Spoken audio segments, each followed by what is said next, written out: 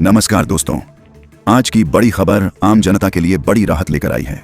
जी हां, सरकार ने ऐलान कर दिया है कि सभी पात्र लाभार्थियों को 6,000 रुपए की सहायता राशि डायरेक्ट उनके बैंक खातों में भेजी जाएगी।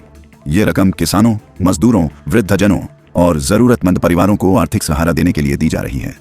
केंद्र और राज्य दोनों मिलकर इस राहत योजना को लागू कर रहे हैं, जिससे देश भर के करोड़ों लोगों को फायदा मिलेगा।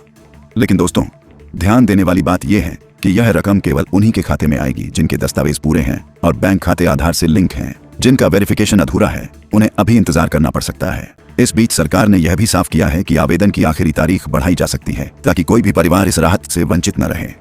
साथ ही आज के अपडेट्स में एलपीजी सिलेंडर के दामों में हल्की गिरावट दर्ज की गई है। पेट्रोल डीजल के रेट स्थिर हैं और मौसम विभाग ने अगले 48 घंटों में कई राज्यों में भारी बारिश का अलर्ट जारी किया है।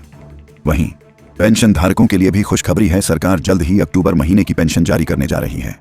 तो बने रहिए हमारे साथ, क्योंकि आगे जानेंगे किन जिलों में पैसे आज से ट्रांसफर होने शुरू होंगे और किन्हें इंतजार करना पड़ेगा। शुरू करते हैं आज की बड़ी खबर से। दोस्तों, किसानों के लिए आज बड़ी खुशखबरी। प्रधानमंत्री नरेंद्र मोदी ने 2 नई योजनाएं लॉन्च की हैं, पीएम धन धान्य कृषि योजना और दालों में आत्मनिर्भरता मिशन। कुल बजट है 35,440 करोड़ रुपए का। इन योजनाओं से फसलों का उत्पादन बढ़ेगा, बाजार सुविधाएं मिलेंगी और किसानों की आय में इजाफा होगा। अब किसान बनेंगे और भी आत्मनिर्भर और मजबूत। पीएम धन धान्य कृषि योजना के तहत किसानों को अब मुफ्त बीज, खाद और सिंचाई की सुविधा मिलेगी। 24,000 करोड़ रुपए की इस योजना में फसल बीमा को और मजबूत किया गया है।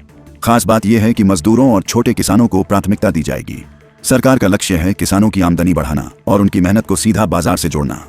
दालों में आत्मनिर्भरता मिशन के जरिए भारत अब दाल उत्पादन में पूरी तरह आत्मनिर्भर बनेगा। 11,440 करोड़ रुपए की इस योजना से किसानों को तकनीकी सहायता, मार्केटिंग सपोर्ट और सब्सिडी मिलेगी। महिलाओं और युवा किसानों को खास फायदा मिलेगा। इससे न सिर्फ आमदनी बढ़ेगी, बल्कि दालों के आयात पर निर्भरता भी घटेगी। 1 अक्टूबर से कई नए सरकारी नियम लागू हो चुके हैं, खासकर पेंशन, बैंकिंग, यूपीआई और रेलवे में। पेंशन स्कीम में हुए बदलाव से बुजुर्गों को ज्यादा लाभ मिलेगा। डिजिटल सुविधाएं और भी आसान हो जाएंगी। सरकार का मकसद है आम आदमी की जिंदगी को आसान बनाना और तकनीक को गांव-गांव तक पहुंचाना। आज सोने के दामों में फिर उछाल देखने को मिला है। 24 कैरेट सोना 12,508 रुपए प्रति ग्राम के भाव पर पहुंच गया है। निवेशकों और गृहिणियों के लिए यह अहम अपडेट है। हालिया बढ़ोतरी के बाद निवेश का आकर्षण बढ़ा है। हालांकि बाजार में उतार चढ़ाव जारी रहने की संभावना जताई जा रही है। चांदी के दामों में भी जबरदस्त उछाल। आज चांदी का भाव 1,70,000 रुपए प्रति किलो पर पहुंच गया है। पिछले हफ्ते इसमें 21,000 रुपए की बढ़ोतरी हुई थी। त्योहारी सीजन की मांग से कीमतों में और तेजी आ सकती है। गृहिणियों और निवेशकों को सतर्क रहना चाहिए। केरल में मौसम विभाग ने भारी बारिश की चेतावनी जारी की है। 5 जिलों में येलो अलर्ट घोषित किया गया है।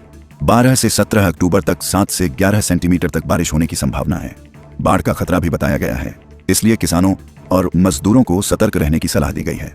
तमिलनाडु में भी मौसम बिगड़ता नजर आ रहा है। राज्य के 10 जिलों में हाई अलर्ट घोषित किया गया है। तूफान और तेज हवाओं के आसार हैं। प्रशासन ने लोगों से सावधानी बरतने और बच्चों व महिलाओं की सुरक्षा को प्राथमिकता देने की अपील की है। आज पेट्रोल के दाम 103 रुपए प्रति लीटर के आसपास हैं। कुछ शहरों में हल्का बदलाव देखने को मिला है। आम आदमी के बजट पर इसका असर साफ नजर आ रहा है, इसलिए ईंधन बचाने के उपाय अपनाना समझदारी होगी। डीजल की कीमतें फिलहाल स्थिर हैं। ज्यादातर राज्यों में दाम 90 से 95 रुपए प्रति लीटर के बीच। किसानों और ट्रांसपोर्ट सेक्टर पर इसका सीधा असर है। सरकार सब्सिडी जारी रखने पर विचार कर रही है, ताकि महंगाई का बोझ कम हो सके। एलपीजी सिलेंडर का दाम अभी 852 रुपए 50 पैसे है। घरेलू उपभोक्ताओं के लिए राहत की बात यह है कि फिलहाल कोई बदलाव नहीं हुआ है। सरकार महिलाओं को सब्सिडी देना जारी रखेगी। रसोई खर्च फिलहाल स्थिर रहेंगे। प्रधानमंत्री मातृ वंदना योजना के तहत गर्भवती महिलाओं को 5,000 रुपए की सहायता दी जा रही है। इस योजना का फोकस माताओं के स्वास्थ्य और पोषण सुधार पर है। खासकर बेटियों के जन्म को प्रोत्साहन देने के लिए यह योजना बेहद अहम मानी जा रही है। बेटी बचाओ बेटी पढ़ाओ योजना ने देश भर में एक सकारात्मक बदलाव लाया है। सरकार अब इस मिशन को और मजबूत बना रही है। लिंग अनुपात में सुधार, बेटियों की शिक्षा और सुरक्षा पर विशेष ध्यान दिया जा रहा है। इस योजना से समाज में बेटियों के प्रति सोच बदली है और लाखों परिवारों को नई दिशा मिली है। मिशन शक्ति के तहत महिलाओं को अब स्वरोजगार और सुरक्षा दोनों में बड़ा से सहारा मिल रहा है। सरकार महिलाओं को स्कॉलरशिप, हेल्थ सुविधाएं और आत्मनिर्भर बनने के लिए फंड दे रही है। खासकर ग्रामीण इलाकों में महिलाओं को छोटे व्यवसाय शुरू करने का मौका मिल रहा है, जिससे आर्थिक मजबूती बढ़ रही है। मिशन वात्सल्य का मकसद बच्चों को परिवार जैसी देखभाल देना है। इस योजना से अनाथ या कठिन परिस्थितियों में रहने वाले बच्चों को सुरक्षित माहौल और शिक्षा सहायता मिलती है।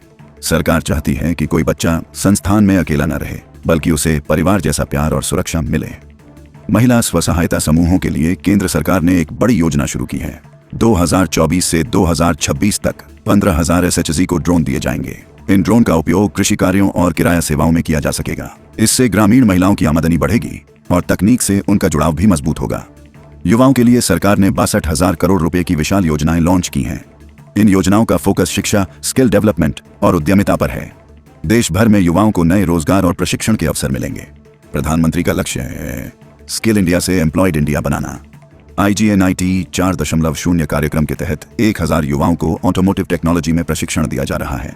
खासकर आर्थिक रूप से कमजोर वर्गों के छात्रों के लिए यह शानदार मौका है। यह पहल युवाओं को भविष्य की नौकरियों यानी इलेक्ट्रिक और ऑटोमोबाइल टेक्नोलॉजी के लिए तैयार कर रही है। Robotics for good youth challenge 2025 में देश भर के 271 युवा प्रतिभागियों ने हिस्सा लिया। इस प्रतियोगिता का उद्देश्य AI और रोबोटिक्स के जरिए सामाजिक समाधान ढूंढना है। भारत को इन तकनीकों में ग्लोबल लीडर बनाने की दिशा में यह बड़ा कदम माना जा रहा है। PMKVY 4.0 यानी प्रधानमंत्री कौशल विकास योजना का नया चरण शुरू हो चुका है। इसमें युवाओं को आर्टिफिशियल इंटेलिजेंस, रोबोटिक्स और ग्रीन हाइड्रोजन जैसी नई स्किल्स का फ्री प्रशिक्षण मिलेगा। इसका मकसद है उद्योग 4.0 के लिए तैयार भारत बनाना। 1 नवंबर से बुजुर्गों के लिए 5 नई योजनाएं लागू की जा रही हैं। इनमें बढ़ी हुई मासिक पेंशन, मुफ्त स्वास्थ्य जांच और आवास सुविधाएं शामिल हैं। सरकार चाहती है कि वरिष्ठ नागरिकों को सम्मान और सुरक्षा दोनों मिले। बुजुर्गों की मुस्कान ही इस मिशन की सबसे बड़ी सफलता है। सीनियर हेल्थ सिक्योरिटी मिशन 2025 के तहत बुजुर्गों के चिकित्सा खर्च में राहत दी जाएगी। इसमें नियमित स्वास्थ्य जांच, दवाइयों पर छूट और विशेषज्ञ परामर्श जैसी सुविधाएं शामिल हैं। इस पहल का मकसद है कि हर वरिष्ठ नागरिक को समय पर चिकित्सा देखभाल मिले। ओल्ड पेंशन स्कीम में अब पात्र बुजुर्गों को 10,000 रुपए मासिक लाभ मिलेगा। यह बदलाव 1 अक्टूबर से लागू हो चुका है। सरकार का उद्देश्य है कि बुजुर्गों को आर्थिक सुरक्षा मिले और उन्हें अपने जीवन के अंतिम पड़ाव में आत्मनिर्भर बनाया जा सके। सीनियर सिटीजन सेविंग्स स्कीम के जरिए बुजुर्गों को वित्तीय सुरक्षा दी जा रही है। साथ ही NPHC कार्यक्रम से उनकी स्वास्थ्य देखभाल को मजबूत किया गया है। इन योजनाओं का लक्ष्य है कि हर वरिष्ठ नागरिक को सम्मानजनक और सुरक्षित जीवन मिले। लक्षद्वीप और दिल्ली का मौसम आज 2 अलग रंगों में दिखा। जहां लक्षद्वीप में गरज के साथ मध्यम से भारी बारिश की चेतावनी जारी है, वहीं दिल्ली में धूप खिली है। राजधानी का तापमान 23 से 31 डिग्री के बीच रहा। मौसम भले बदल रहा हो, लेकिन सावधानी ही सबसे बड़ा उपाय है। DBT यानी डायरेक्ट बेनिफिट ट्रांसफर के लिए अब आधार प्रमाणीकरण अनिवार्य हो गया है। नई केंद्र प्रायोजित योजनाओं में इसका पालन जरूरी है। इससे पारदर्शिता बढ़ेगी और लाभ सीधे पात्र लोगों के खाते में पहुंचेगा। सरकार चाहती है कि हर किसान और नागरिक को बिना बिचौलियों के सही लाभ मिले। DBT 2.0 के तहत अब कल्याणकारी योजनाओं के वितरण में बड़े सुधार किए जा रहे हैं। इसके तहत न सिर्फ कैश बल्कि इन काइंड लाभ भी सीधे खातों में पहुंचेंगे। इस अपग्रेडेड सिस्टम से स्वास्थ्य, बीमा और फसल योजनाओं में पारदर्शिता और गति दोनों आएगी। प्रधानमंत्री श्रम योगी मानधन PMSYM योजना के तहत असंगठित क्षेत्र के बुजुर्गों को अब पेंशन की सुविधा मिलती है। इसके लिए हर माह सिर्फ 55 से 200 रुपए तक का योगदान करना होता है। यह योजना छोटे दुकानदारों, मजदूरों और किसानों के लिए सम्मानजनक बुढ़ापा सुनिश्चित करती है। प्रधानमंत्री किसान सम्मान निधि योजना के तहत किसानों को अब भी हर साल डायरेक्ट इनकम सपोर्ट मिल रहा है। 2025 में इस योजना में अपडेट लाया गया है ताकि भुगतान प्रक्रिया और तेज हो सके। किसानों को बैंक खाते में सीधे सहायता मिलती है, जिससे कृषि निवेश और स्थिरता बढ़ती है। प्रधानमंत्री फसल बीमा योजना PMFBY किसानों के लिए सुरक्षा कवच है। किसी प्राकृतिक आपदा या फसल नुकसान पर सरकार मुआवजा देती है। इस योजना में सब्सिडी का लाभ भी जारी है ताकि किसानों का बोझ कम हो और वे दोबारा आत्मविश्वास के साथ खेती कर सकें। किसान क्रेडिट कार्ड योजना से किसानों को अब सस्ते ब्याज पर ऋण की सुविधा मिलती है। इस योजना के तहत किसान बीज, खाद और सिंचाई के लिए तुरंत लोन ले सकते हैं। सरकार ने ब्याज दरें कम रखी हैं ताकि खेती में निवेश बढ़े और ग्रामीण अर्थव्यवस्था को मजबूती मिले। ENAM यानी इलेक्ट्रॉनिक नेशनल एग्रीकल्चर मार्केट से अब किसान अपनी फसल देश भर में ऑनलाइन बेच सकते हैं। इससे बिचौलियों पर निर्भरता कम हुई है और किसानों को बेहतर दाम मिल रहे हैं। सरकार इस प्लेटफॉर्म पर नए राज्यों और मंडियों को लगातार जोड़ रही है। ATMA यानी कृषि प्रौद्योगिकी प्रबंधन एजेंसी किसानों को आधुनिक खेती के लिए प्रशिक्षण दे रही है। इस योजना से किसानों को नई तकनीक, मार्केटिंग और उत्पादन विधियों की जानकारी मिलती है।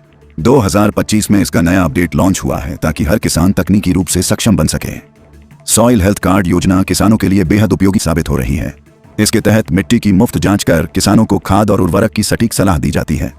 इससे फसलों की उत्पादकता बढ़ी है और खर्च घटा है। अब किसान अपनी जमीन की सेहत भी जानते हैं।